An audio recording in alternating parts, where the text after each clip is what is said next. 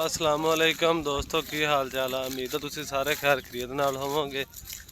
तो अज असीं तुहानूं दिखाउने आ रैपर मशीन चलती हुई ट्रैक्टर 480 फीट के नाल गंदम की कटाई शुरू हो गई है साडे इलाके फोटाबाज दे विच जोरों शोर नाल। ते तुहानूं किसान भाई नाल मिलवाउने आ ते ट्रैक्टर वाले भाई नाल मिलवाउने आ कि ट्रैक्टर की खर्चा वगैरह करदा ते सारा। की हाल है उस्ताद जी, की ना अपना सफदर भाई ट्रैक्टर केड़ा मॉडल अपना 11 मॉडल ते आ रैपर केड़े गेयर तुस इस्तेमाल चलाने आ? चौथे लोज ते सही से किदा कटाई कटुई आ हुण सही चल रहा रैपर? ते की कटाई कटुई ते मजदूरी निकली है रैपर दी? अच्छा मान ते तुसी तुहाडा सीजन मुक्या वा ट्रैक्टर माल करना कदों तुसी? किदा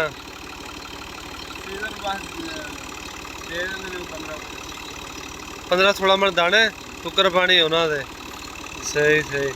तो किन्ने किले अजकल मतलब वढ़ लेंदे आ दिन विच हाले?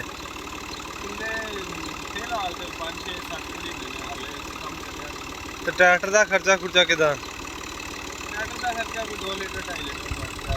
सही सही। रैपर ठीक चल रहा?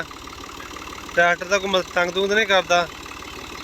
सही। ये पावर स्टीयरिंग ट्रैक्टर है दोस्तों, इन चलाना भी आसान है। जो रैपर अगे हैगी तो मुश्किल कोई नहीं हैगी।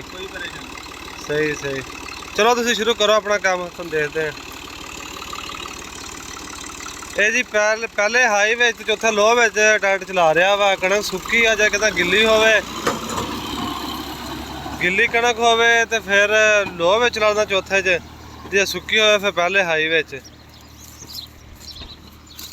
कणक माशाल्लाह सही वड्डी जांदा जी। कणक खड़ियां जी हल्की माशाल्लाह। ते हर किसान कहता कि रैपर ने वड्डी जावे जाके तूड़ी बन जाएगी, तूड़ी ज़ाया नहीं होएगी।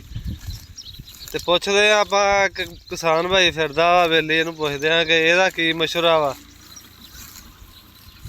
तानी की हाल आ? वालेकुम सलाम, की हाल आ? ठीक ठाक जी। ते की तेरी की सलाह वा कि रैपर सही है कि हारवेस्टर सही है? जी तकरीबन ठीक तो दोनों है जी। अच्छा। पर रैपर थोड़े ज़्यादा दी वजह भी मेहनत ज़्यादा पर तूड़ी अच्छी होंगी है। उस तो अलावा ये खेचल थोड़ी ज़्यादा, लेकिन तूड़ी अच्छी होंगी, वेक ज़्यादा नहीं, जानवर अच्छी खाते हैं। सही। पर यह भी तो मसला ना मरना कि लेबर नहीं लभदी। कणक वढ़ तो लेंदे पापा, मुड़ के लेबर नहीं लभदी वढ़ कड्ढण लगे थ्रैशर ते। लेबर तो फिर लभ जांदियां पर थोड़ा इस टाइम लगता। फिर हारवेस्टर भी होंगी है भी जल्दी जल्दी वो वड्डी जाती तो दाने घर पहुँच जाते हैं। सही सही। तो ये आज पहले दिन तो शुरू की है? हाँ जी पहले दिन शुरू की। सही सही।